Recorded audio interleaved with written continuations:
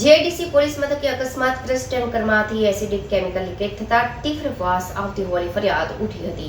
આ અંગે પોલીસ મથકમાં જાણ કરતા ટેન્કર માલિકને બોલાવી વાલ્વ બંધ કરાવ્યા હતા. ટેન્કર એસિડ જેવું કેમિકલ નીચે ઢોળાતા જમીન પણ બગડી હતી.